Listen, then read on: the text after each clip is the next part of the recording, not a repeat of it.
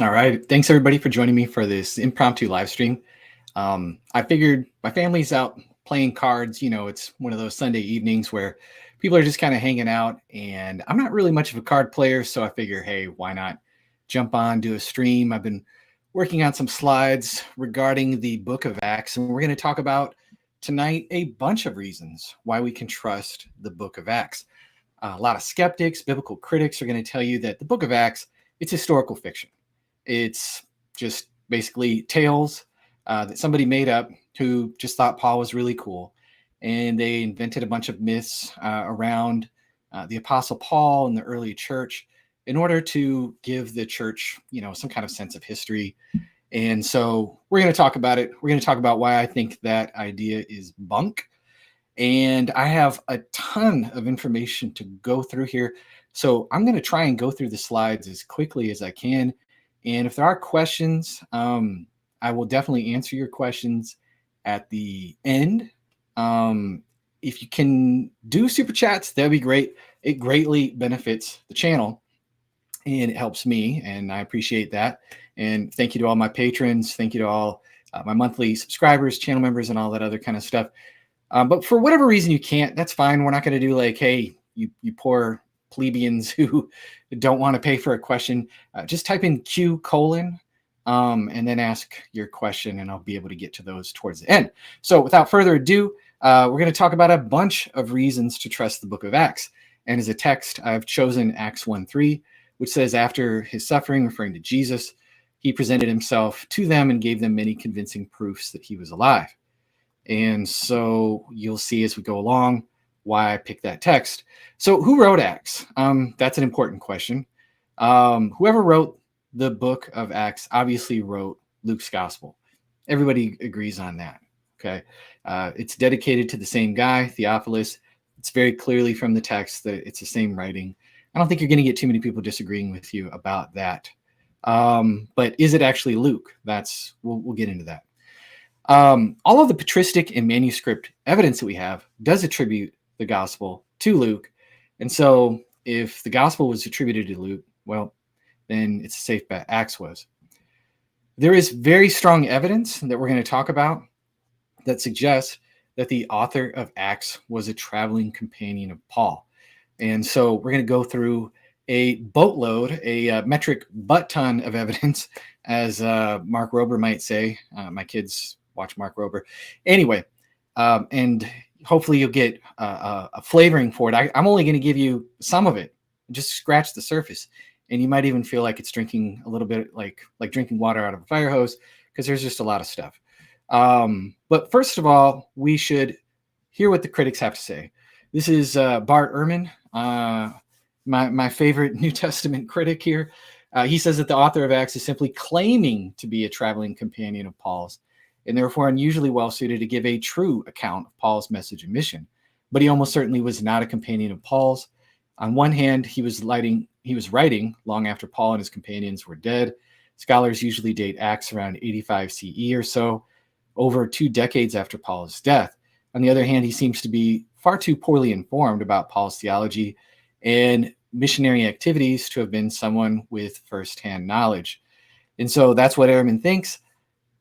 Let's talk about that. Number one, I don't really think that if it was written in 85, if it was written in the time where those people were still alive, that he could have interviewed in different things, people that were companions of Paul or whatever.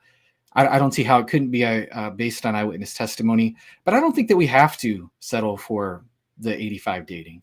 This is just a very, very brief argument. I'm only going to touch on this, but I'm going to give you a brief argument for early dating. Number one, there's the absence of Paul's death. This is significant evidence. Luke has been traveling with Paul all this time. There's all these court scenes. Luke loves court scenes. Luke has appealed to Caesar. He's in Rome awaiting trial for Caesar.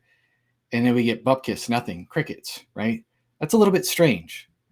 Luke closely followed Paul's movements at the end of the book. The book was intended for Theophilus. So here's a question. Why would Luke, or whoever wrote the book, delay sending it to Theophilus for over 10 to 20 years? That doesn't make a whole lot of sense, right? The absence of Paul's anticipated hearing before the emperor is also a strong argument due to the book's buildup and Luke's inclination towards court scenes, as I've already touched on. These points offer specific insights about the book and the author. These are not just generalizations. You might say, Eric, this is an argument from silence. Aren't you against the argument from silence? No, this is about the purpose of the actual book itself. It's dedicated to Theophilus. Why would he sit around for 10 to 20 years? And then why would he follow Paul around and then leave everybody hanging?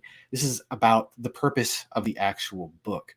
And so we know from history that Paul died and was martyred probably sometime in the 60s, or was most likely martyred. We'll say that. And so, why leave us in the dark? It doesn't make a whole lot of sense. There's other arguments that we could get into, but the purpose here isn't really to argue so much for dating, because I think the more interesting arguments are if the book is actually reliable and goes back to eyewitnesses. And that itself is an argument for early dating, as you guys will see as we go along. So let's take a look at some of the external evidence first for authorship. Patristic evidence, okay? Starting with Justin Martyr, writing around 150 AD. He mentions the memoirs, I say, by Jesus' apostles and their followers. Okay, so notice this here. This attribution of apostles and their followers aligns well with Matthew and John, who were known apostles, and then Mark and Luke, who were followers of apostles. Mark being Peter's interpreter, and according to all the other patristic data that we have, and then Luke being a companion of the Apostle Paul. Now, we know that Justin was probably referring to the four Gospels because he calls them the memoirs of the apostles, and he quotes all four of the Gospels. He's not quoting any of the other apocryphal Gospels. And then he had a student named Tatian who wrote the Diatessaron, which literally means through four. And it's basically a harmony of the four Gospels. It blends Matthew, Mark, Luke, and John, making it likely that Justin Martyr considered these four canonical Gospels. And Tatian was writing around 20 years later. And so other patristic evidence, Irenaeus, the big bad Irenaeus. And so he says in Against Heresies, Luke, also the companion of Paul, recorded in a book the gospel preached by him. Again, whoever wrote Luke wrote Acts.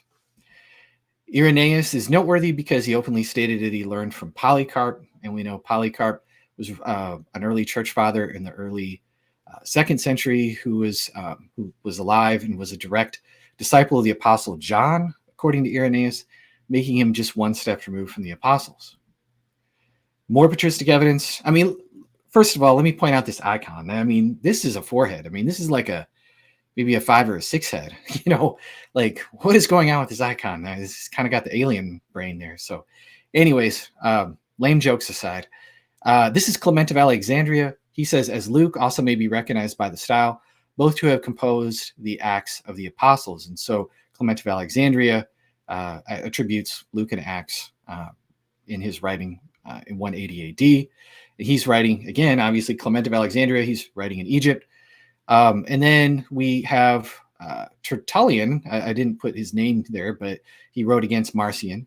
And he says, of the apostles, therefore, John and Matthew first instill the faith into us, while of apostolic men, Luke and Mark renew it afterwards.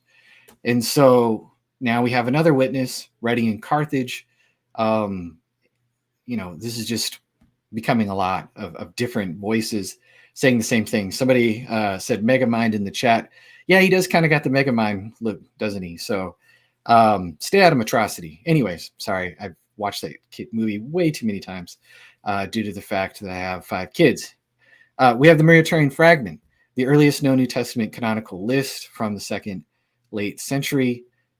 This is something that has been discovered, and it's basically, it lists 22, if I remember correctly, of the 27 New Testament books, canonical books, and he identifies the 3rd gospel as Luke's. And so that is the patristic evidence. Of course, we have manuscript evidence. There is no rival tradition in the manuscript evidence. Every scrap of manuscript evidence that we have attributes the Gospel of Luke to Luke. And again, Who wrote Luke, or who wrote Acts? It's Luke, right? So that whoever wrote the Gospel of Luke. This starts with P75, dating to the 2nd and 3rd century. It says Gospel according to Luke, and then the others all basically bear the same title, going to all of these different codexes you can see here, from the 4th all the way to the 5th century. And so this evidence is pretty early. It's vastly attested to, and it's universal amongst the church fathers, amongst the manuscripts. Now, other considerations, as I just said, the evidence is geographically diverse. We have Irenaeus writing in Lyon, which is in modern day France. We have Tertullian writing in Carthage, Clement in Alexandria. We have this fragment, which was discovered in Italy, Rome area. We have Justin Martyr, who was all over the place, but he may have been writing his apologies in Rome. And so it's all over the place, not to mention just the manuscripts that we have found, whether they're in Egypt or wherever. Okay. Thank you, Ray, for the super chat there. I really appreciate that. Give you the shout out real quick there. I know I said I'd save that for the end, but thank you very much. I greatly appreciate it. When Christian communities began using multiple written accounts of Jesus's actions and teachings, they needed titles to distinguish them, especially during worship readings. And so when you hear like Justin Martyr quoting the memoirs of the apostles, right? He's referring to these 4 gospels, but he doesn't necessarily list them by name. But when you read something like, say, the Didache, or Ignatius, or Polycarp, or Clement of Rome, they do quote the gospels that we have, but they don't seem to distinguish them, because at that time, it's later on that there's other gospels are being copied and spread to these other churches.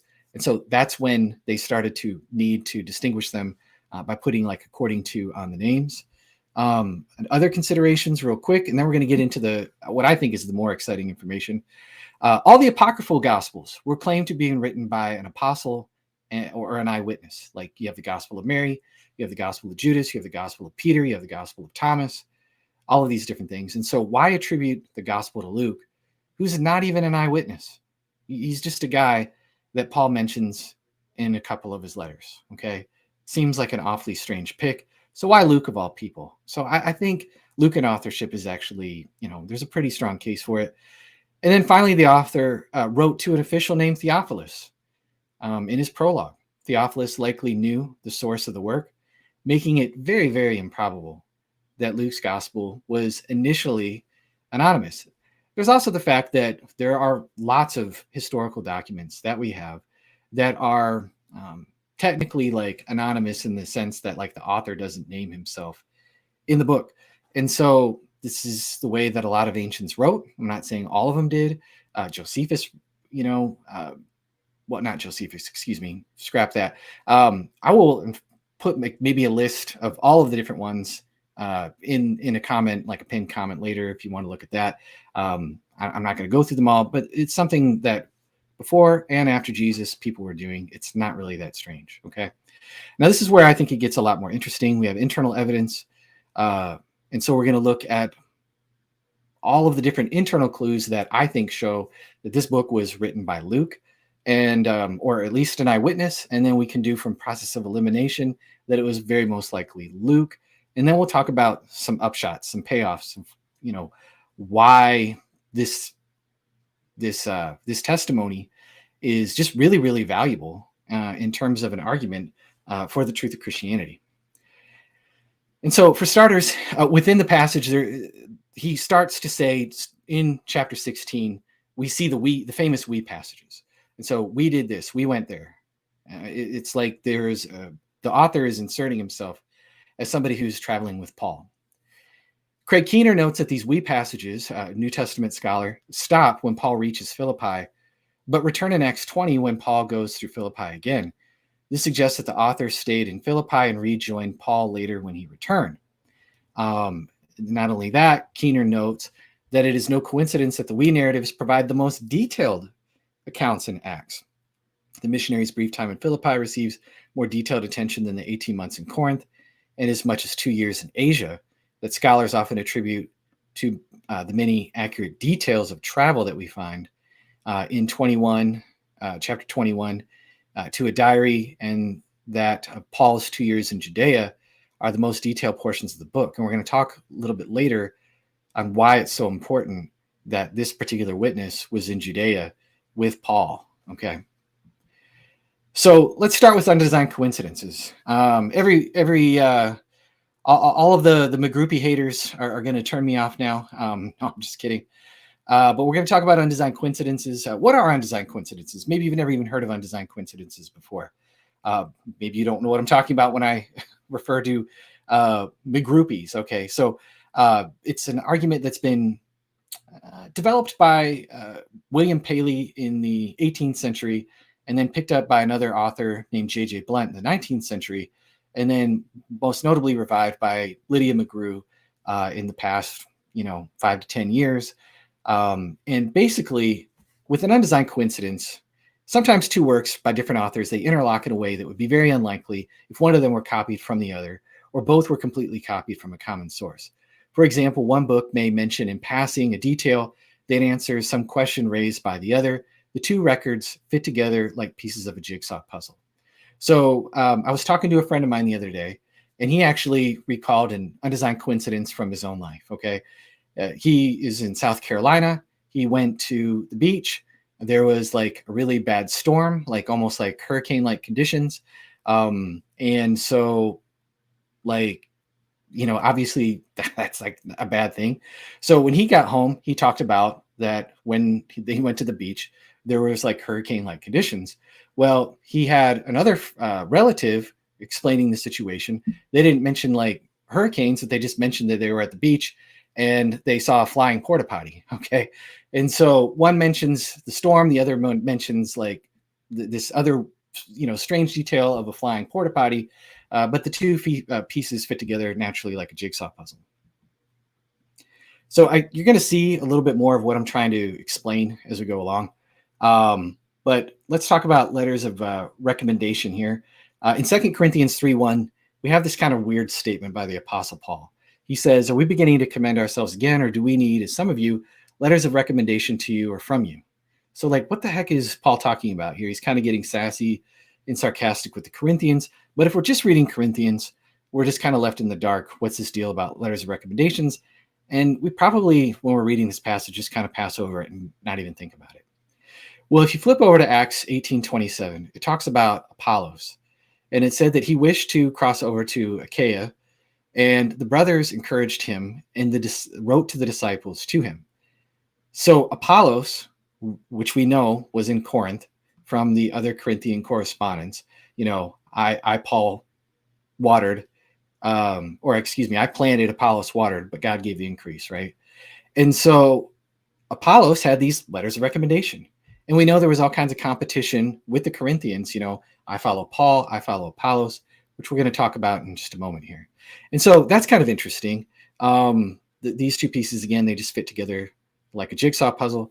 Achaia, of course, was a region that Augustus had made Corinth the capital of Achaia. And then there's more with Paul and Apollos at Corinth. Paul writes in 1 Corinthians 14-17, "I thank God that I didn't baptize any of you except for Crispus and Gaius, so no one could say they were baptized in my name." And then he has a memory lapse here and says, "Oh, wait, that's right. I baptized Stephanus and his household. Beyond that, I don't remember if I baptized anyone else.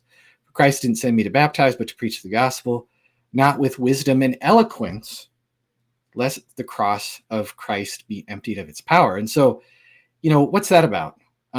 He's talking about wisdom, eloquence. What exactly is going on here? It's just kind of this unexplained illusion.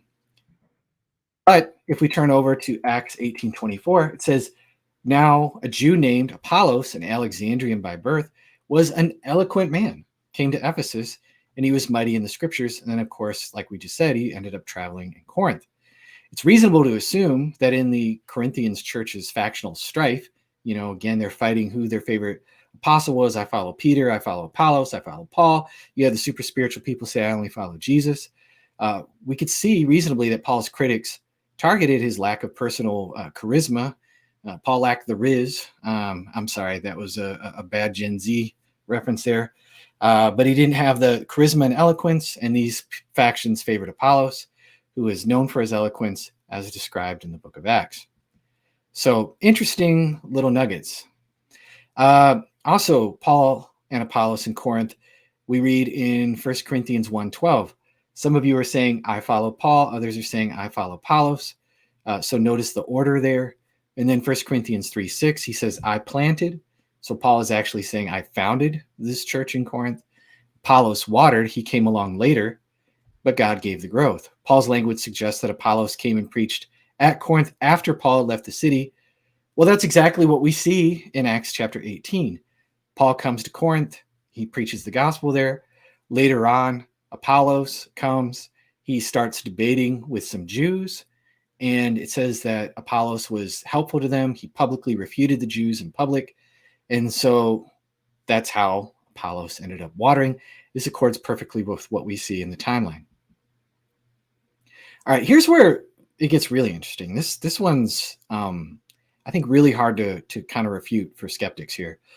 When Timothy comes, 1 Corinthians 4:17, that is why I sent to you Timothy. This is what Paul is saying. So he's saying, I sent to you Timothy. So he's already been sent. But in 1 Corinthians 16:10 later on, he says, when Timothy comes.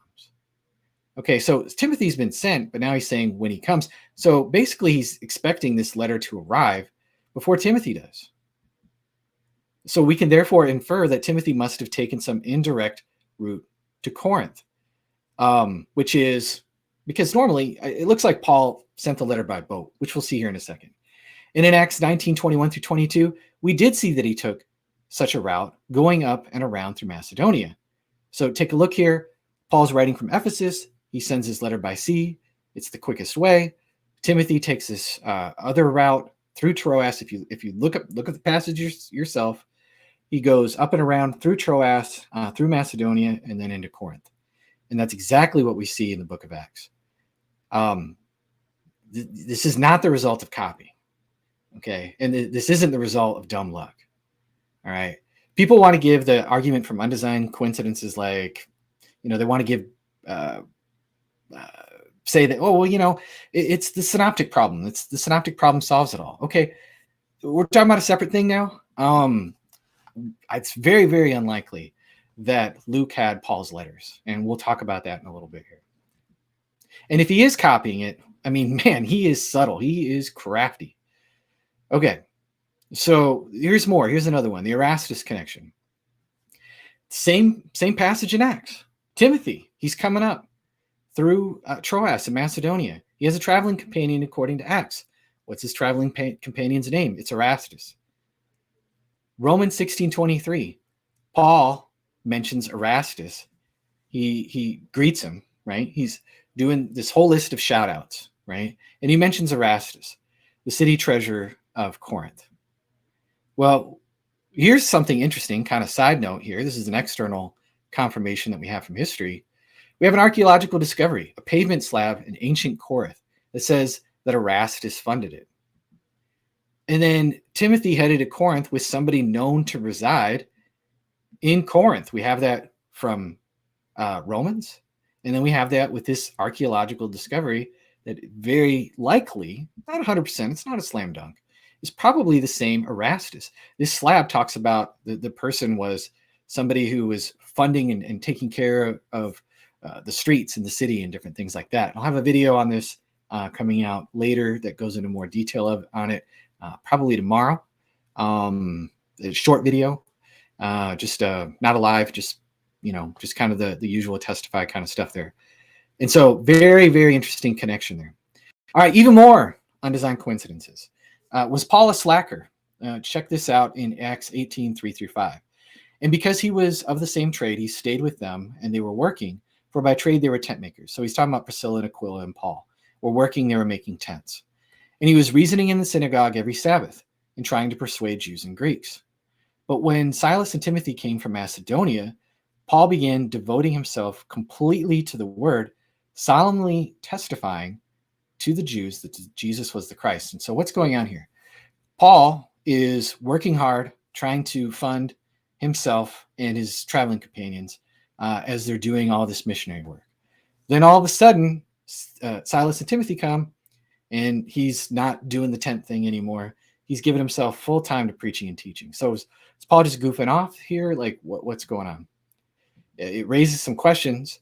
And so apparently, as I already said, it had to do with the arrival of Silas and Timothy from Macedonia. And when we flip over to 2 Corinthians 11:8 through 9, just very casually, very incidentally, we find out he says that right here, I'll just quote it. I robbed other churches by accepting support from them in order to serve you. But when I was with you and when I was in need, I didn't burden anyone. So he said he was working. And then he says, for the brothers who came from Macedonia supplied my need. So, oh, okay. Now it all fits together. And so, do you guys, hopefully you guys can see this, right? And this evidence is cumulative. There's more. We'll go through just a few more. There's the Jerusalem collection. So Acts 24 lists companions of Paul traveling from Greece to Troas. They're named along with their cities of their origin. They likely represented the churches contributing to Paul's collection for Jerusalem. Paul repeatedly talks about the collection that he had for Jerusalem. He mentions it in Romans 15. He talks about it in 1 Corinthians 16. He talks about it in 2 Corinthians 8. And he makes it a big deal. The Corinthians were obviously interested in giving this particular offering because, the Jerusalem church was in famine. They needed help. Paul emphasized financial integrity. He wanted to avoid any appearance of distortion.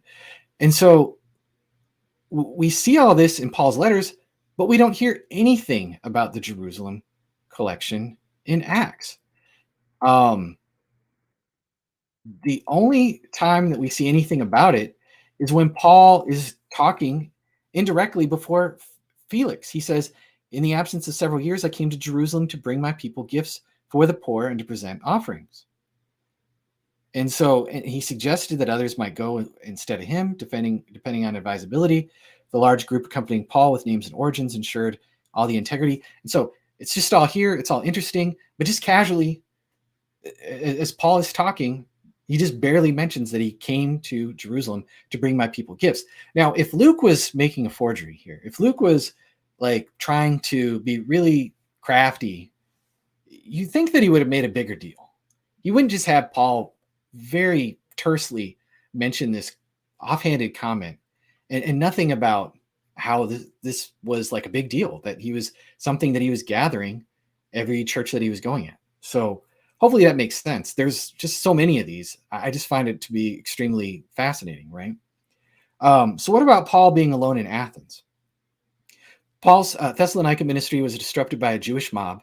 If we read this in Acts 17:10. Him and Silas had to leave for Berea. The Jews from Thessalonica followed them all the way down to Berea, causing more trouble. Paul leaves for Athens, leaving Silas and Timothy behind.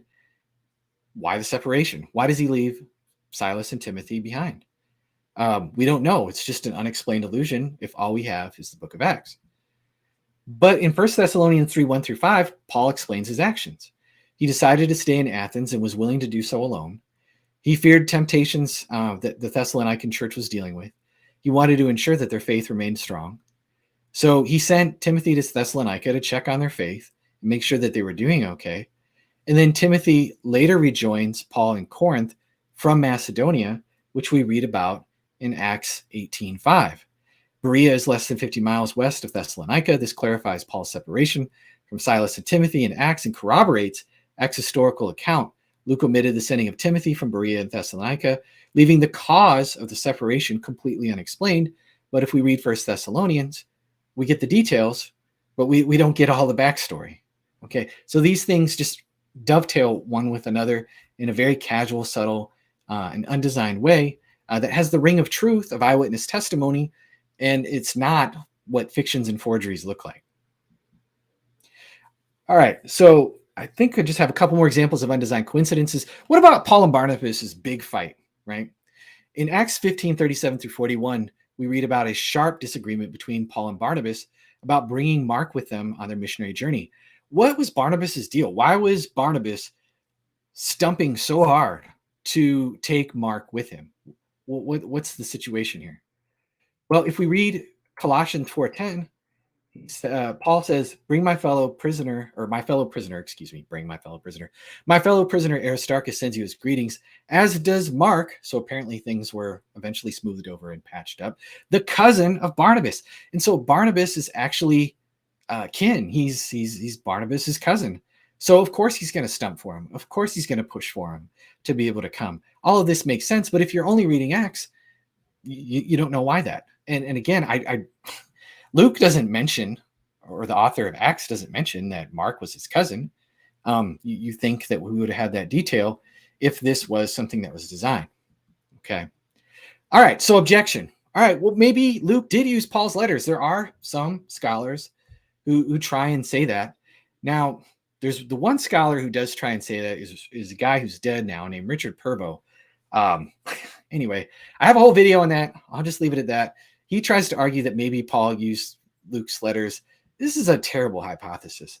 In Paul's second letter to the Corinthians, and here's why it's a bad hypothesis. Titus is prominently featured as Paul's partner. The book of Acts doesn't mention him at all. Now, maybe this is slightly an argument from silence or whatever. That's fine. This is a cumulative thing. But the omission suggests that the author of Acts likely didn't have access to Paul's letters. It emphasizes something, the independence of Acts from Paul's correspondence. Now, this is one thing you might want to mention. You might say this is weak. Maybe this is kind of an argument from silence. Okay, fine, whatever. I'll give you that one. But in 2 Corinthians, Paul recounts all of his sufferings.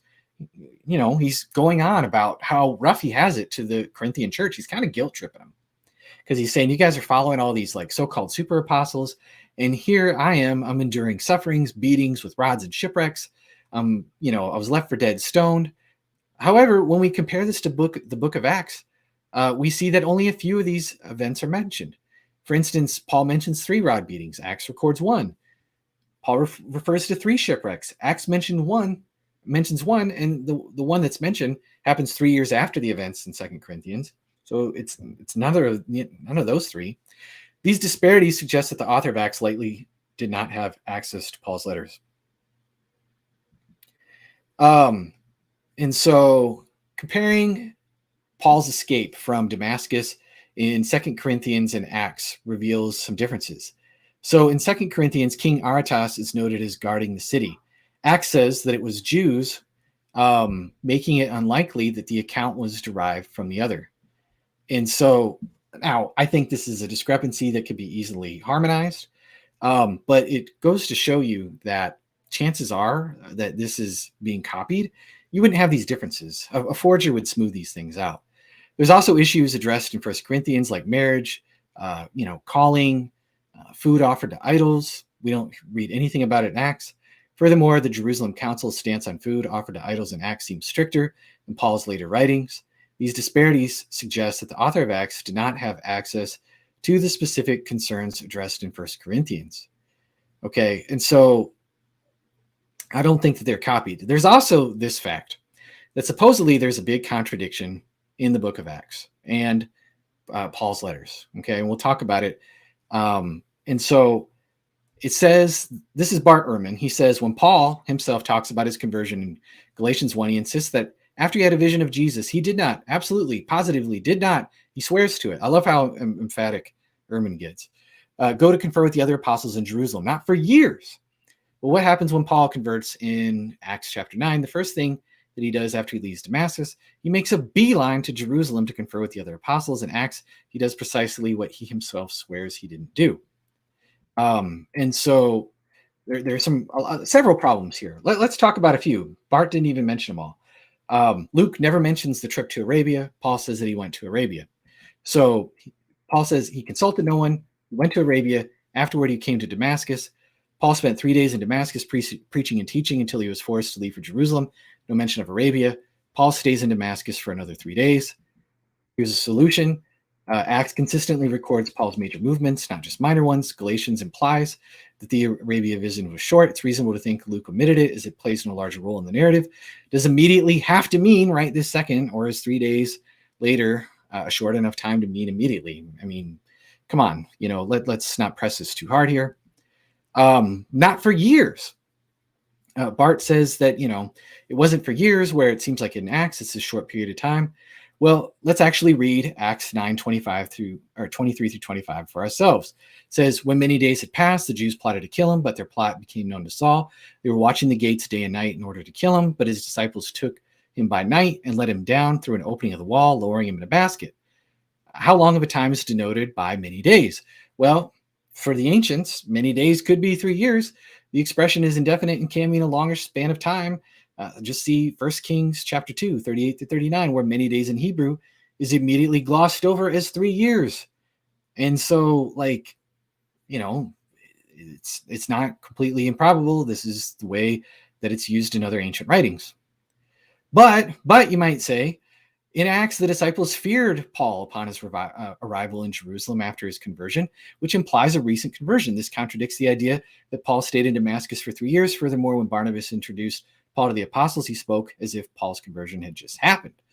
Well, the Jerusalem church may have remained cautious and suspicious due to heavy persecution even after 3 years. Even if they had heard about Paul's conversion, another possibility is that the Jerusalem church feared being associated with Paul, who had recently been expelled from Damascus by the Jews that he was arguing with, and was drawing a lot of negative attention to himself. Their concern might have not been necessarily about Paul himself, but about the association with him. So that's possible, okay? Did Paul spend time with other Christians or not? Thomas Schreiner says that Paul's point is he didn't query others about the legitimacy of the revelation he received. He knew without a doubt that he had been called an apostle of the Christ. This is in his book, the handbook on Acts and Paul's letters. And then did Paul make a beeline to the apostles or not? This is Colin Hemery. He says, I think it is needless to quarrel with Luke's vaguer expression or to ask how many constituted a quorum of the whole body, because Galatians, it just says that he met with Peter and James, and Luke says it was the apostles. Like, okay, which one is it? But Luke says that he did have apostolic contact. Paul tells us what he saw. The other matter goes deeper. Here we find at least one suggestive implication common in both accounts, that Paul's introduction to the church was oddly limited and difficult. In the one case, he met a few individuals and was unknown to the church at large. In the other case, the church feared him and disbelieved his conversion. It seems very likely that the two things go together. The worst case scenario is that Luke mentions that the church was initially suspicious of Paul and Barnabas, of Paul, until Barnabas vouched for him. This explains why Paul mentioned meeting with James and Peter, who likely investigated his conversion on behalf of the apostles. There's no contradiction here. If Luke wrote 2 decades later, maybe, which I still think it's early dating, maybe he was just generalizing, even if it was a few years later, some of the information that he had. This would at worst be a good faith error and would hardly undermine the overall trustworthiness of Acts. And so what am I saying here? Well, basically, let's look at one thing that they have in common, the Damascus connection here. If Acts was written by somebody with no access to the story of Paul's conversion, why did he place it on the way to Damascus of all places? Damascus is barely even mentioned in the rest of the book of Acts. If Luke is using Galatians, he wouldn't have put Damascus into his story while leaving out Paul's trip to Arabia or the passing of 3 years. Either Luke is carefully devious to include a small detail like Damascus while being a major blunder at the same time by leaving out the trip to Arabia. So you can't have it both ways, okay? You can't say Luke is using Paul's letters and he's this major blunderer, but he's also like really crafty and he's really sneaky and he's just fitting all this little subtle information in there. And he's just trying to trick you into thinking that he's writing an eyewitness account, but he's not. And he's just super good at it. Come on. Like, it can't be both ways. And so most scholars, and I'm not always one to appeal to consensus, but most think that he's not using Paul's letters. It's a minority view that I think just smacks of kind of desperation, to be honest. I already basically said that, so we'll skip that slide. Incidental external corroborations. This is where it gets really interesting here. So this is Acts chapter 27, 3-6. This is about Paul's shipwreck, right before the shipwreck. And it says, the next day we put in at Sidon, and Julius treated Paul kindly and allowed him and his friends to receive their care. When he had put out to sea from there, we sailed along the north coast of Cyprus because the winds were against us.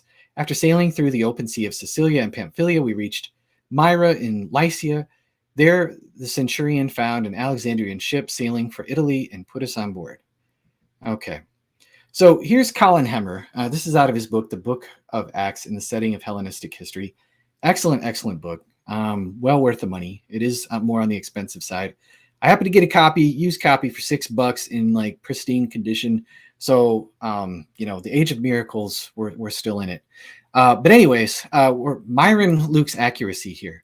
This is Colin Hemmer. He says, Myra, like Patara, again, was a principal port for Alexandrian corn ships and precisely the place where Julius would expect to find a ship sailing to Italy in the imperial service.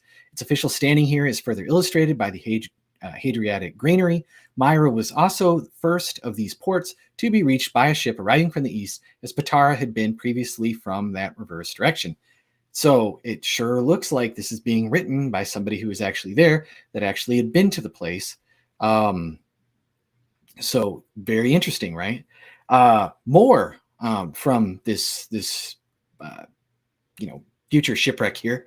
Acts 27:13-14, the author writes, we sailed along Crete, close to the shore, but soon a tempestuous wind, called a northeaster, struck down from the land. Well, pardon the pun here, but Luke's accuracy really blows me away. This is a scholarly article written by R.W. White, a meteorological appraisal of Acts 27:5-26. To confirm what Luke reported, there actually is a well-known northeast wind, according to all the meteorological evidence that we have, that blows over Crete, especially around Passover time. So what we know that's written in the book of Acts perfectly intersects with history. This ain't Homer's Odyssey, people. Okay. Like, this isn't like, maybe I'm going to get myself in trouble here, but this isn't Luke being like, what would be really cool? Let's like Paul, like this whole trip, out of Homer's Odyssey. No, like, this is somebody who was actually there, who's trying to write historical facts. All right. This is Acts 27:13-16. When a moderate south wind came up, supposing they attained their purpose, they weighed anchor and began sailing to Crete, close inshore. But before very long after, they rushed down from the land a violent wind called Euraculo. I think it's the latter, Euraculo. And when the ship was caught in it and could not face the wind, we gave way to it and let ourselves be driven along, running under the shelter of a small island called Cauda. Okay, so what's up with this island named Cauda? What's going on here? Well, Cauda is this very tall island that is west-southwest of Crete, 20 miles of where the storm likely struck the travelers in the Bay of Massara. Okay, this is precisely where the trajectory of a northeaster would have carried them. I said it was 20 miles from Crete. I'm sorry, it's 20 miles of where the storm likely struck the travelers. Excuse me. You can see that it's not far from Crete. This isn't the sort of information that someone would have inferred without having been carried there by the wind themselves. The ancients found this little tiny island outside of Crete nearly impossible to figure out. Ptolemy was a famous, geographer of that time. He gets the location wrong by miles. Pliny the Elder wrote a natural history, right? He got the location wrong. Luke is the only historian that we have that actually gets the information right. And so, again, this looks like somebody who had actually traveled there, somebody who had actually been there. All right, here's even more information that Luke gets right. This is out of Colin Hemmer's book. Colin Hemmer details 84 facts that Luke gets right. I'm not going to give you all 84, but local titles. There's all kinds of different local titles for all these different areas and provinces and cities and different things like that. They're not uniform across the board. Okay. It's not like the United States where, there's a governor and then there's a mayor and then, and all of the, and then there's a senator and then there's these local officials and that these people all had kind of different names. And we read that Luke gets the proper designation for the magistrates of the colony correct, strategoi, following the term archontes in verse 19. He gets the proper term politarchs, used of the magistrates in Thessalonica. The term Areopagites was derived from Areospagos. This is the correct title for a member of the court in Athens. He also identifies Gallio as the proconsul, resident in Corinth, in Acts 18:12, an allusion that allows us to date the events to the summer of AD 51 to the spring of AD 52, since this is when Gallio actually served as proconsul of Achaia. We actually have geographical evidence, the Gallio inscription. It's 9 fragments of a letter written by the Emperor Claudius around 52 CE. Or AD, sorry, somebody's going to get offended because I use CE. Oh, no. It's called the Delphi inscription, besides the Gallio inscription. It was discovered at the Temple of Apollo in Delphi, Greece. It mentions the proconsul Gallio as outlined there. It helps us date the events in Paul's life, and it's connected to Paul's trial in Achaia. We know that he stood before Gallio himself, right? According to Luke, that's what happened, okay? More local titles. Luke gets the correct title Grammatus for the chief executive magistrate in Ephesus, found in many inscriptions there. When Luke tells us of the riot in Ephesus, he indicates that a city clerk told the crowd that there are proconsuls. A proconsul is a Roman authority whom one might take a complaint. Normally, there's only one proconsul. So did Luke make an error here? Like, what's going on? Did he screw up? Why does he say there's proconsuls? And he just casually mentions this plural term, anthropatoi, there. Well, it turns out that just at that particular time, this is a good argument for early dating here, because it's unlikely that somebody in the second century is just going to be able to look this information up. But just at that particular time, there was in fact 2 proconsuls there due to the result of an assassination by poisoning of the previous proconsul Silanus in the fall of 54 AD. We read about this in Tacitus's Annals. So there you have it. That is very specific information. Luke refers to Publius as the first man of the island. Inscriptional evidence confirms that this is actually the right title for the official in Malta. And so there you go. What about geography, sea routes, landmarks? He mentions the proper port, Perga, for the ship crossing from Cyprus. He names another proper port, Attilia, that the returning travelers would use. If I butcher any of these pronunciations, slaughter me all you want in the comments. That's fine. I don't care.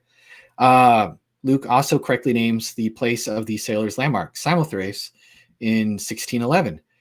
He gets the correct implication that sea travel is the most convenient way of reaching Athens, getting a little tripped up on my words, with the favoring Etesian winds of the summer sailing season. He shows other local knowledge.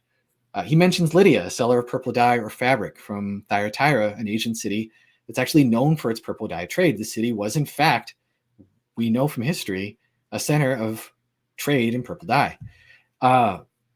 When Paul is called seed picker by the Athenian people in Mars Hill, that's the actual slang that they actually use for that particular area. We actually know that. He also gets the court right, Areos Pagos, as the Hill of Ares. These are all the correct slang and different things like that. And so there's an altar to an unknown god. Pausanias and Diogenes mention altars to an unknown god. Here's the one that I think is really interesting. Along came Zeus here, okay? When Paul is in Lystra, in chapter 14, he heals a man. There's a crippled guy. He says, "Get up in the name of Jesus and walk." The guy does. Well, this causes a riot. The people shout in their native dialect that Paul and Barnabas are gods come to the earth. They call Barnabas Zeus and Paul Hermes. Historical evidence shows that the interior of Asia Minor actually retained its native languages. So this is something that we know. Among the lower classes of the first century, while coastal regions favored Greek.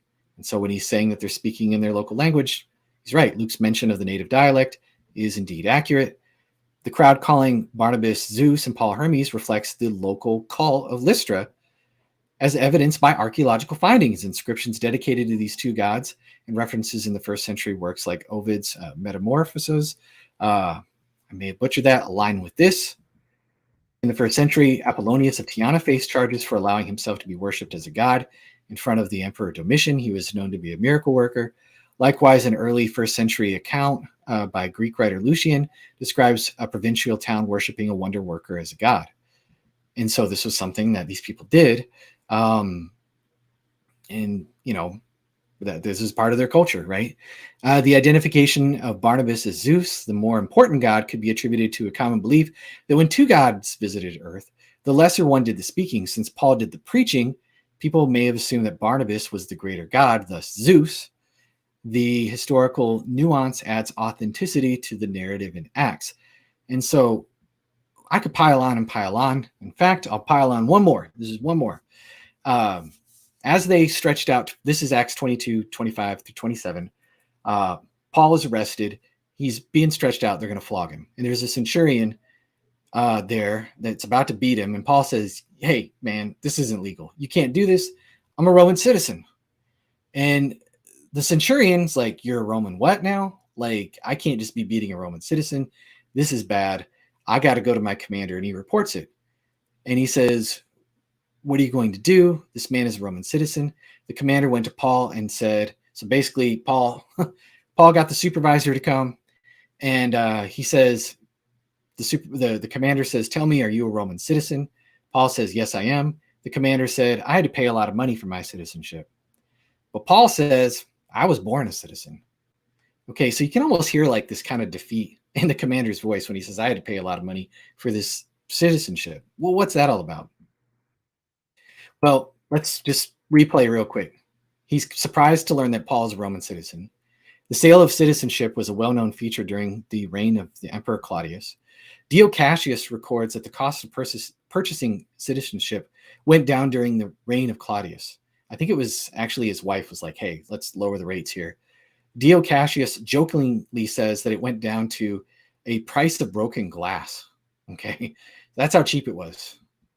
Colin Hemmer said this man, presumably who had gained his rights early in the reign and spent a lot of money, had seen his pride reduced by Claudius's later practice, and his remark reflects this. So again, this is difficult local knowledge that somebody would have known from the time and would be harder to come by if you got somebody writing, in the early 2nd century.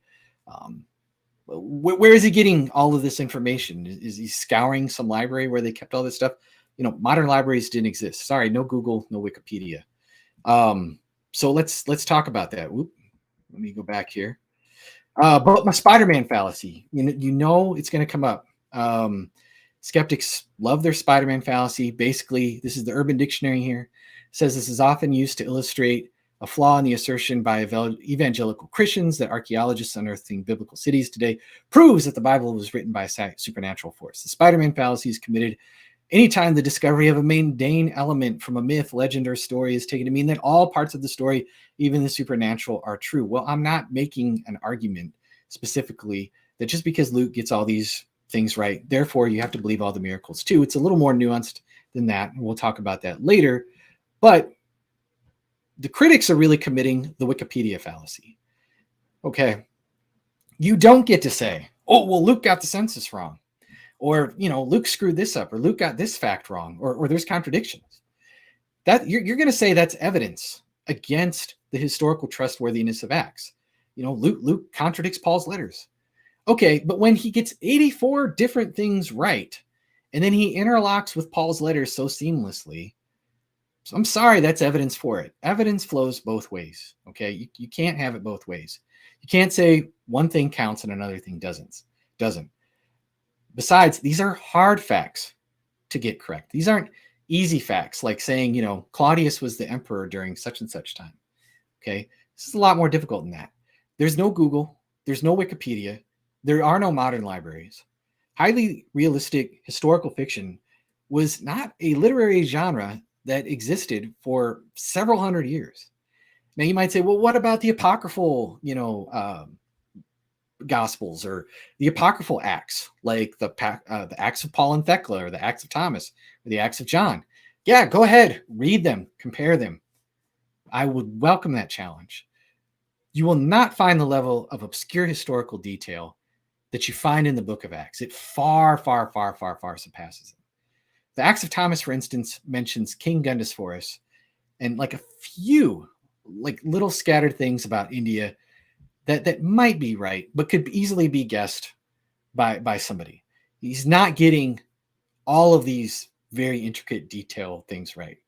And so there you go. But wait, there's more. I hope you guys aren't too old to know who Billy Mays is. So there's even more. Here's Uda Ranke Heinemann. I'm probably mispronouncing that. I'm guessing that's a German lady, and you got to have the German biblical critics because they're like they're like the kings of it, right? She says that in Acts and the epistles, there are two different Pauls. There's the historical Paul of the authentic epistles, which he's probably referring, to the seven: Romans, First Corinthians, Second Corinthians, Galatians, and First Thessalonians. And then there's the legendary Paul of Acts. Okay, so what's going on here? Aren't these two different characters that we're seeing here? Not really.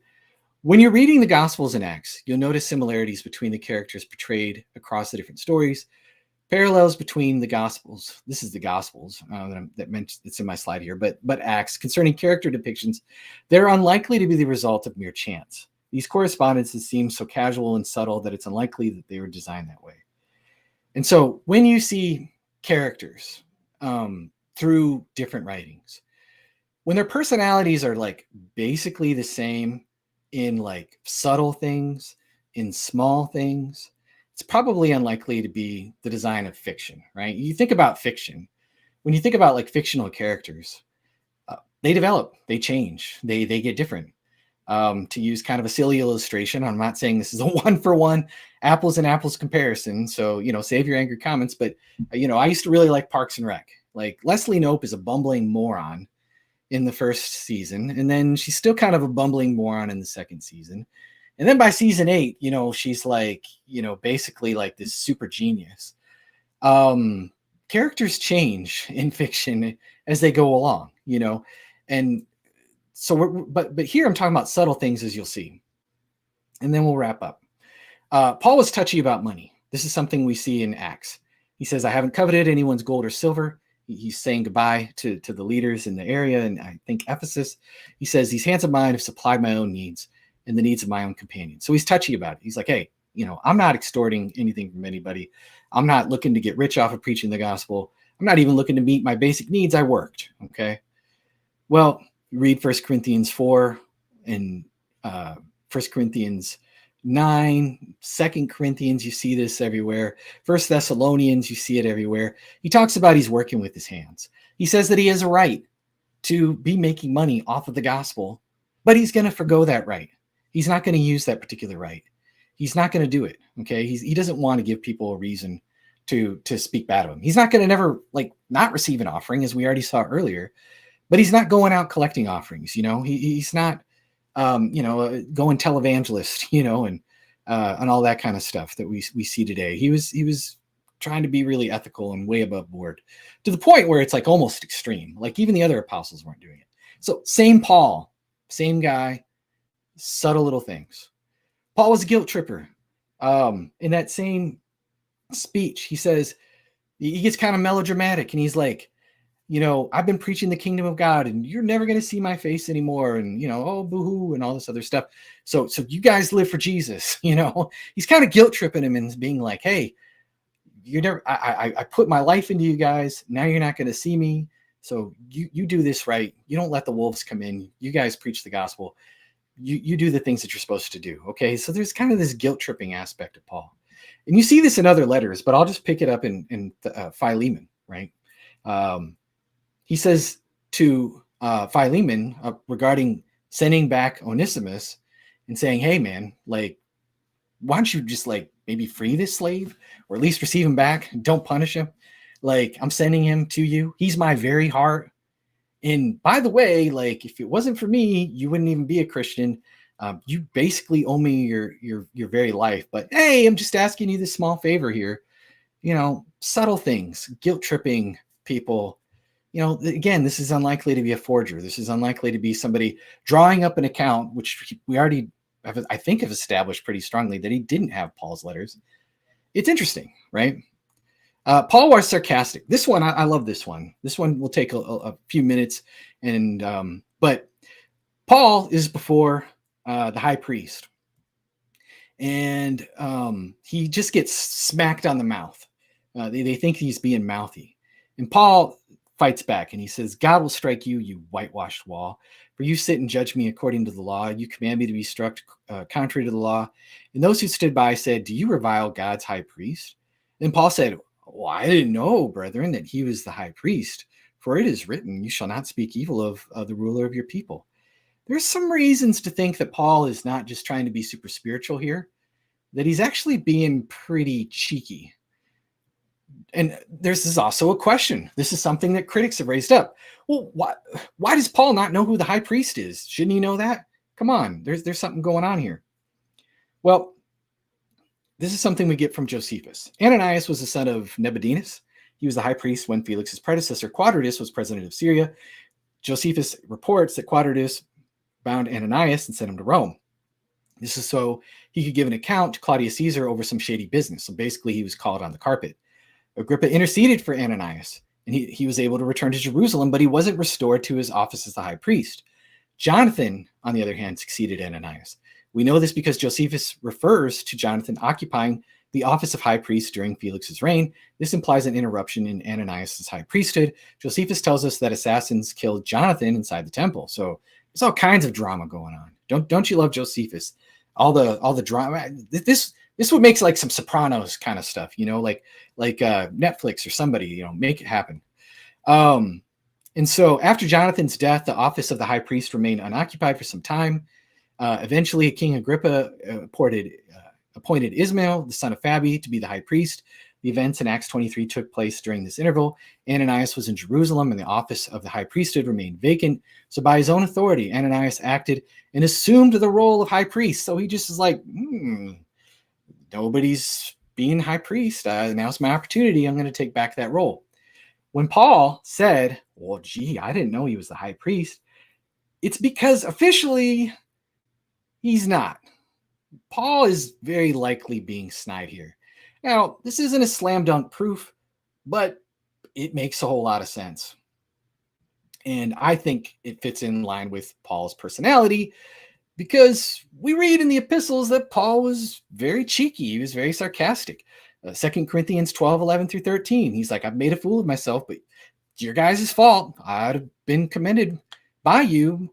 But I am not in the least inferior to the super apostles, even though I'm nothing. I preserve demonstrating you the marks of a true apostle, including signs, miracles, and wonders. How are you inferior to the other church, except that I was never a financial burden to you? Forgive me for this wrong. And so Paul is like guilt tripping. He's laying it on thick here. There's this unified personality that we're seeing between Acts and the letters. And then, of course, everybody's favorite example of sarcasm in the Bible here. Paul dealing with the Judaizers who were making a big deal about circumcision, to the Galatians, writing to the church of Galatians saying, hey man, you guys want to get knife happy, just go all the way, and I don't think that I have to fill out any more of the picture there.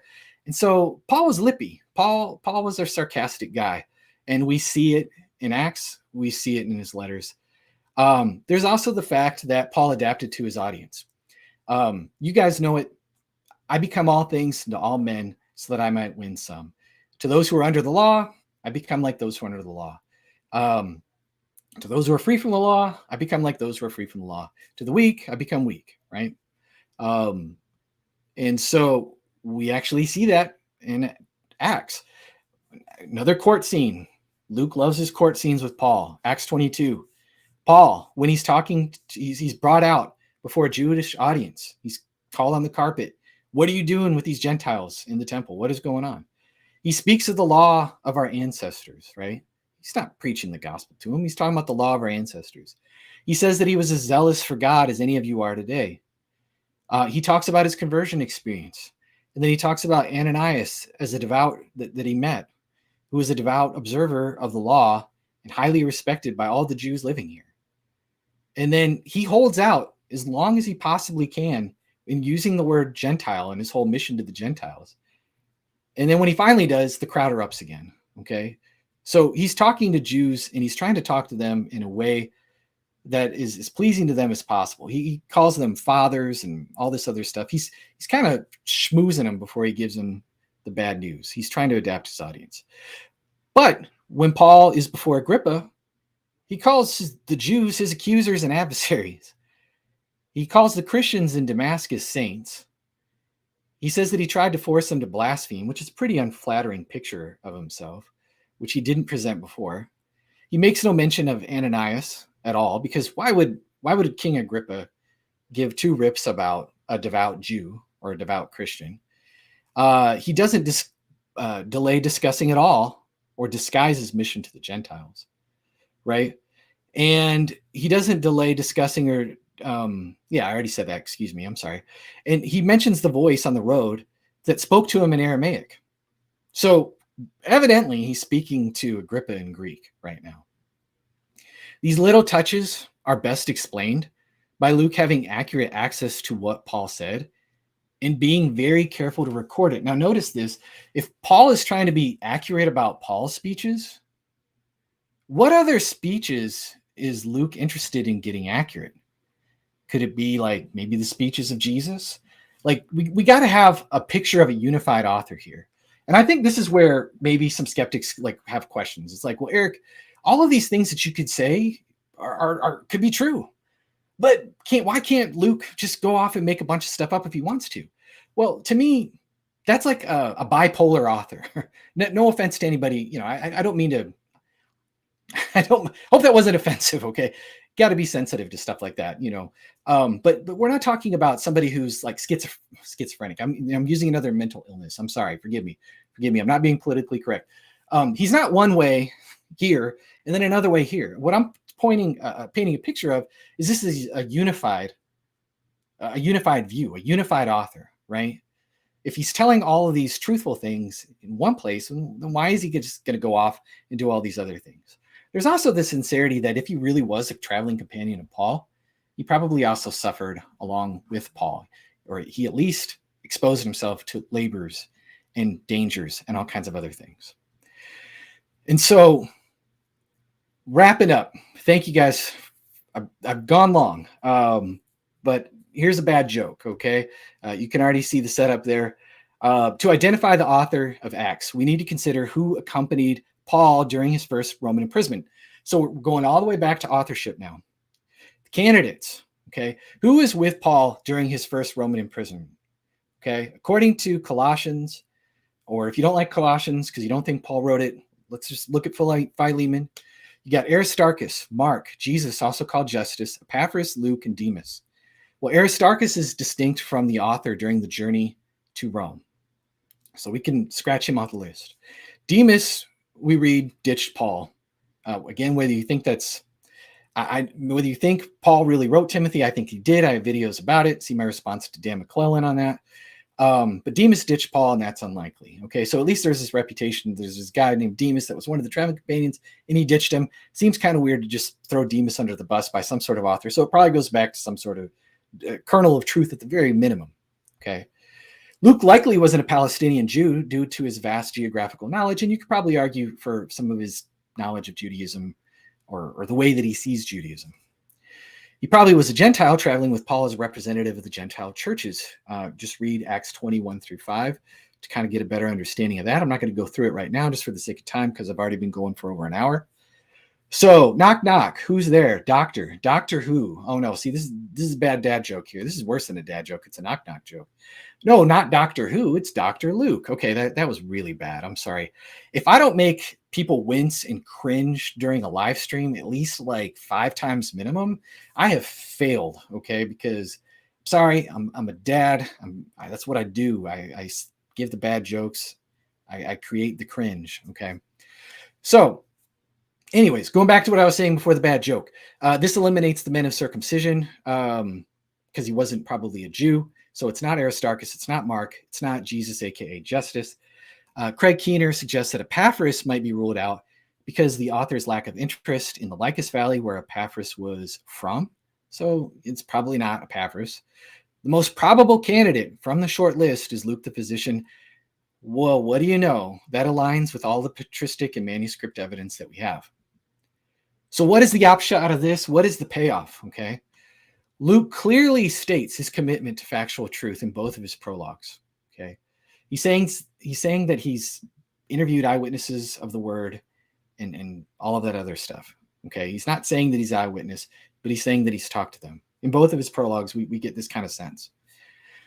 Luke claims to have been present with Paul during Paul's visit to the Jerusalem church in Acts 21 when all the elders, including James, were present. Luke was present with Paul during his imprisonment in Caesarea Maritima for at least 2 years, during which time he would have had access to many living witnesses to Jesus' resurrection, since Caesarea was only approximately 75 miles from Jerusalem, where many of the witnesses to Jesus' resurrection resided. Luke provides the physical details surrounding Paul's conversion, the other traveling companions who saw the light and heard the voice, the following 3 days of blindness that cured after Ananias prayed, and what the voice said to Paul.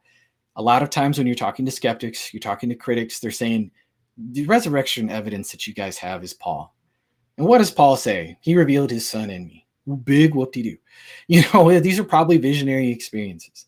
Okay, well, we get some physical details. Now, obviously, Acts is a visionary experience, but there's a voice, there's blindness, there's a healing, there's some physical details that take place that you can use kind of a more maximal approach to Paul's conversion with Acts is reliable.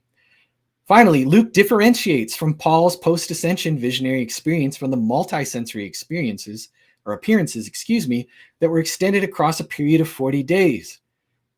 So Luke differentiates them, and he's like, they're not the same. No, they saw him. They saw that he had flesh and bone. He ate in front of them. They know he was physical. Okay, like he gets the difference. Okay, so this is going beyond just arguing for the resurrection from the epistles. Now we're bringing in some physical details, because if Luke is a trustworthy historian, then I think we have good reasons to trust him when he's giving us Luke's gospel. If Luke was a traveling companion of Paul, it would be very surprising if his understanding of the apostolic claim concerning the resurrection differed significantly from that of Paul's. And so it would be weird if, like, Paul was preaching one kind of resurrection and Luke was saying something different if they're traveling together.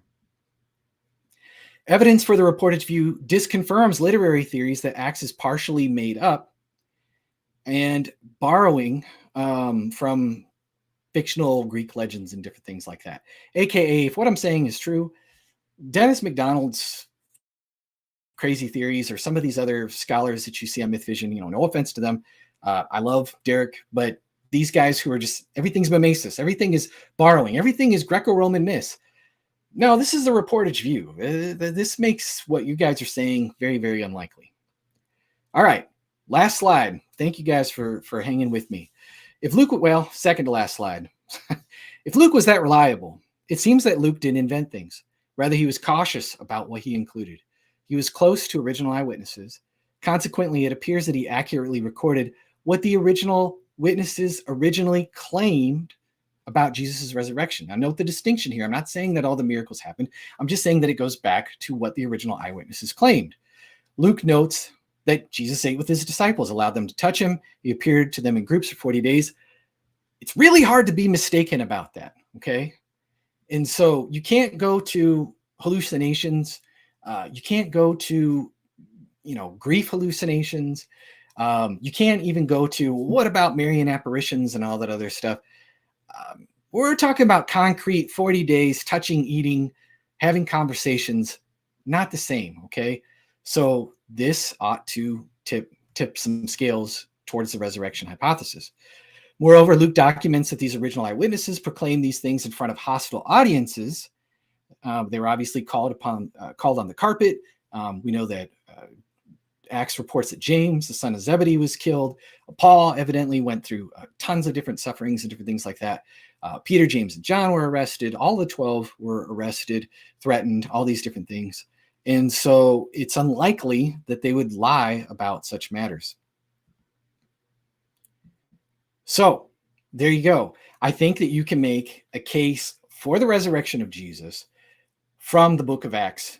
And I think we have ample evidence, both from the patristic sources and the internal sources, that Luke is the actual author and was a traveling companion of Paul.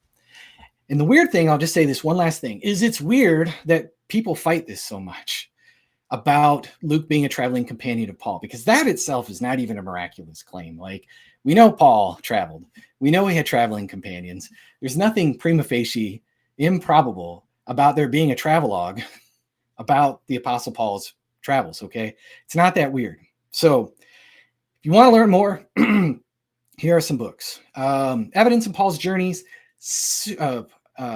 super easy, accessible book that distills a lot of good sources, I think, and even talks about some objections, and I think a fairly even-handed way. This is by a guy by the name of Jefferson Wright. Jefferson White. And so you could pick that one up off of Amazon for less than $20. Short book, probably like less than 150 pages. Jorge Paul and I will give you all the evidence from undesigned coincidences. I think he goes over like 40 or 60 or something like that. These are only between Acts and Paul's letters, okay? Hidden in Plain View by Lydia McGrew takes some of the best ones from Paley, from Acts and Paul's letters, and she does have 2 chapters on that.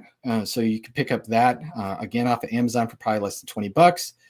The Book of Acts in the Setting of Hellenistic History by Colin J. Hemmer. That's where I get a lot of the external confirmations that we went through with some of the small historical details. Acts and Exegetical Commentary by Craig Keener is also a good source on some of those things. Excuse me. And then The Voyage and Shipwreck of St. Paul. This was written, this is a free book. You can get this one, along with Jorge Paulinite, you can get this one for free right off of Google Play Books. It's public domain, so it will cost you $0. $0 means 0 excuses. And so he was basically a sailor. He was familiar with that particular area. So he looked at Acts. He looked at what he knew from sailing, and he's like, man, this is really realistic account. And he outlines all kinds of stuff. And what he most interestingly highlights, and I didn't even touch on this in the stream, is that the guy who was with Luke looks like he's definitely on the boat, but he was definitely a landsman. He did not know why they were doing some of the things that they were doing. He was noting things that they were doing that didn't make sense to him, at least, but would make sense to a sailor. So very interesting. And then The Evidential Value of the Acts of the Apostles by J.S. Howson. Again, free book that you can get. And so there you go. So hour and 17 minutes. That was a boatload of stuff. I know that was a lot. I really appreciate you guys watching. And so if you guys have any questions, now is the time. If not, it is 9 o'clock where I'm at. And so I should probably wind down here soon and, tell the kiddos good night and all that good stuff. And so let's see if we have anything. If you like these, please let me know in the comments and all that good stuff. I would really appreciate it. I'm not seeing any questions. If you have a question, I said this earlier in the stream, excuse me. Just type in Q. If you can do a super chat, I would appreciate it. If you can't, that's fine. I can still answer questions. Just type Q : and then your question. Otherwise, it is really hard to find your questions. And so here's a good question. Thank you, Papa Chubb. What do you think of Steve Mason's argument that Acts depends on Josephus? Well, I actually already kind of talked about that. Oh, no, I didn't. I was thinking of Richard Purvo. I'm getting Mason and Purvo mixed up. Purvo argues that he used Paul's letters, or at least some of them. Mason says that Acts depends on Josephus. Well, notice that the only situation that I brought out of this, all these external confirmations, was from Josephus, was that situation with the high priest. Notice how subtle, notice how casual that was, notice how incidental that was. Do you really think that he's really that crafty putting all of that stuff in there? But yet at the same time, the census, Luke couldn't smooth that out a little bit, maybe not made that look so weird, or the whole thing with Judas and Theudas, which maybe I could talk about some of the problems with Acts in another stream, and more of the contradictions or alleged historical errors. But I think it's a stupid theory, to be honest. No offense to Mason, but there's too many. When he does interlock with Josephus, it's super subtle, it's super casual. It doesn't look like it's a product of copying at all. It's way more likely that they're using a common source, of getting some of their information, or not a common source, but other sources. And so, no, I don't buy it at all. I don't think it's a good argument whatsoever. Let's see. What do you think of Aaron Ra attacking Christianity? I mean, most of the atheists that I am friends with don't even like Aaron Ra himself. I don't really have a whole lot of opinions on Aaron Ra, because I just don't watch him, because I just find him difficult to watch. He's also interested in things that I'm not interested in. I think intelligent design is interesting and all, but I'm not a scientist. I'm not a biologist. I'm not Jonathan McClatchy. I don't get into those particular arguments because I just don't, know all the ins and outs of that. So it's just not my field. But yeah, I don't really think much about Aaron Ra at all. Dark Wolf, thank you for the question. Given that part of the reason why many skeptics reject the Gospels is because they report miracles, does it create a double standard when they reject Acts, even though Acts records less? I mean, I suppose you could say that. I don't know. I mean, Acts has somebody being raised from the dead. It has a cripple walking. It has Peter's shadow falling on people and then being healed. It has two cripples walking. And so, I mean, yeah, it's less. No, I don't think that it would create a double standard that they reject Acts. I would just say there's nothing prima facie implausible about Acts being written by a traveling companion of Paul. Now, I think given that Luke is trying to be very meticulous and has all the marks of a honest and well-informed author, that it is kind of, again, it's not a unified picture when he's just like, well, you know what? I'm going to make up miracles. And I think, again, going back to my stream, that miracles are something that are still being reported today. And there are well-evidenced miracle reports that I think defy natural explanation. When we have that in our background knowledge, I don't think that it makes what's being recorded in Acts really all that weird. Position on free will and why. This is kind of off topic, but I mean, I could do a few of these. I mean, I'm an Arminian. And so I believe that there is free will. I think free will is presupposed throughout the Bible when he's talking about choose life, choose death. This day, that kind of stuff. Like, I think if there's not free will, then we're being punished for things that we have no control over. I think there's just too many things in the Bible that presupposes it. And then I just think that our everyday experience shows us that we deliberate and make choices between one thing from the other all the time. It's just a common sense view. And I don't see any reason to think that determinism is true because it just doesn't jive with my everyday experiences. I think I really am making real choices all the time. I don't have any problem with if you want to be a Calvinist and believe in some sort of compatibilism. I don't think that's an irrational position to hold. I'm not one of these people that all Calvinists are just, stupid and you're just saying that we're robots and all that other stuff. That's a straw man, obviously. I just don't find the Calvinist exegesis to be as plausible as the Arminian one, but I think this is something that reasonable Christians can disagree upon and get along together. And the reason why I focus so much on, say, resurrection is because that's the heart of Christianity. That's what matters. Whether Calvinism is true or Arminianism is true or open theism is true or Molinism is true or something somewhere in between, I don't know, provisionism is true. If Jesus isn't, risen from the dead, that's the most important thing, then none of those things really matter. So yeah, thank you for the question. I appreciate that.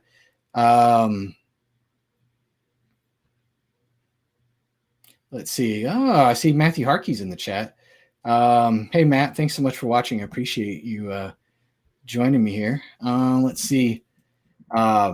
Matthew Harkey is one of my favorite skeptical YouTubers. I wish he would post more videos. He's a good guy to interact with. Are we aware of any other authors of Acts besides Luke? I'm not really sure if I understand the question. Is there any competing rival tradition? No, there's not. Hebrews has competing rival tradition. We don't know who wrote Hebrews. If you want to look at what rival traditions of authorship look like, look at Hebrews. I think it's Clement of Alexandria that said Luke, kind of interpreted it from Paul. And then there's other people that attributed it to Barnabas. Other people attributed it to Paul. Other people attributed it to, I forget who else, Timothy maybe. And so that's what rival tradition is going to produce, a bunch of different names being attached, and eventually just nobody settles on it. And so I think that's kind of a good test case of what real anonymous authorship really ends up looking like. And so, no, there is no other rival tradition. Thank you for the question, though. I appreciate it. I could probably take one or two more. Is Matthew Hartke the GOAT? Is he a GOAT? He's the answer, according to Hartke, is yes. I did see something really, really funny. I have to. Oh, should I even say this? I'm going to get myself in trouble. I saw a. Oops. I saw a video the other day. It was a clip from Apologia, and it was Bart Ehrman, and they were talking about the debate between Justin Bass and Bart, right? And I don't. Obviously, like, me and Justin's approach to the resurrection are completely different. Justin Bass is minimal facts guy, right? And I guess in the response video, Bart was like, he was responding to William Lane Craig, and Craig was like, hey, you should use more details from the Gospels. Now, the way Craig would use details from the Gospels is not the way that I would use it. So maybe Bart has a point here, but at the same time, I thought something was kind of off when Bart was basically like, well, that's like saying, can I play against Michael Jordan with one hand or two hands? And I'm thinking, did Bart just call himself the Michael Jordan of resurrection debates? Like, is that what I really heard there? And I just, the Drax meme came to mind, like, I too am extraordinarily humble. But maybe Bart didn't mean it that way. Maybe he just thinks the arguments are so weak regardless anyways, that the Gospels don't help. Either way, it was a funny comment. But it definitely seemed like he was goading himself there, and it was classic. And so anyways, all right, last question. I appreciate this. Why does Luke omit the incident in Caligula's reign where he tried to put a statue of himself in the Jewish temple? I suppose you could use that as an argument for early dating, sort of. I'd have to go back and double check on that facts line. I'm not 100% sure that that's accurate. Maybe he did, maybe he didn't. I'm drawing a blank. I could be mistaken here. Maybe you're totally right. And so, but yeah, he could have included the details, because that's kind of the main argument for late dating, right? It's not the only argument, but one of the main arguments for late dating is Jesus predicted the destruction of the temple. Jesus talked about the abomination that causes desolation. Jesus says, all of these things about the destruction of the temple. And so, why not put this in the book of Acts? So why not describe it? Make Jesus look like a cooler prophet or something like that. And so some people will say, well, that's an argument for late dating because we know prophecy isn't kind of real and they're just trying to make Jesus look impressive. And some people say, well, no, that's an argument for early dating because, if that would have happened and it was omitted, then, well, yeah, obviously this must have been written before that happened. I don't know. I think the stronger argument is that Luke is following around Paul. He's very interested in all these court scenes. He's very interested in what happens to Paul. And then he just leaves him in Rome, still alive and kicking. And it seems as if he's hurried and he wants to get his account to Theophilus as soon as he can. And so I think that's kind of a better arguing for the early dating question there. Redeemed, I see you there. I'll answer your question and then we're going to close it up. How do we determine which traditions of authorship is reliable if there are competing traditions at the same time? Well, when it comes to the Gospels, we don't really have competing traditions. We don't really have a lot of competing traditions for anything that's in the New Testament canon. We have some questions about Second and Third John, Second Peter. We have people who express some doubts about Revelation and different things like that, but we don't have any competing traditions other than with the book of Hebrews. And basically what we've decided is I think it was Origen or somebody who's nobody knows. They just decided that whatever is in this book, its doctrine very clearly goes back to the apostles. And so I don't think that we really need to worry about that. If anything, the fact that we don't have a lot of arrival tradition just shows us that the evidence that we have is pretty strong and unanimous. And the same thing goes with the manuscript evidence. And so now questions about Second Peter or Second or Third John, Revelation, different things like that. It seemed like the church wasn't quite as sure about some of those things. I would reference you guys to Stephen Boyce's podcast. It's called Facts. And if you just go to like Spotify, wherever you get your podcast, Google Podcasts, Apple, whatever, check out his podcast. He's got a lot of great resources on some of those more disputed epistles and why they were disputed and all of that kind of stuff, and just how they finally ironed it out and decided these different things. And so, yeah, it's a good question, and I appreciate you asking. And so, all right, yeah, no worries if that was late. And so, all right, well, thank you guys so much for watching. I really appreciate you joining me on this particular stream, and I hope that you found it informative. I hope that you found it helpful. Again, I'm just scratching the surface. This is the tip of the iceberg. Check out the resources that are on the screen there, and you guys have a great night. I appreciate you subscribing, watching, all that stuff. Like, comment, share if you found this helpful, and all those YouTube things. Two more things, last things, and I'll quit ranting. Number one, if you are a person who has doubts about Christianity, but you would like Christianity to be true, maybe you're a Christian, maybe you're not a Christian, but you're seeking Christianity, and you just have a lot of questions. You have things that are gnawing at you, doubts that are keeping you from assenting to the faith. You can get one-on-one help. Go to talkaboutdoubts.com. There is a form there. There are a panel of experts that can talk to you, be assigned to you, and have one-on-one Zoom calls or two-on-one Zoom calls with you. They can have multiple calls with you if necessary. And so you can avail yourself to that resource. You don't have to, kind of struggle through some of these issues alone. You can talk to experts. Now, it's not debate club. Okay, it's for people who want help. It's for people who have questions that are sincere and would like Christianity to be true, but maybe they just have problems in their head, kind of keeping them from it. And so avail yourself to that. The other thing, patreon.com/isjesusalive. If you appreciate some of the things that I'm doing, this stuff helps me. Streaming costs money.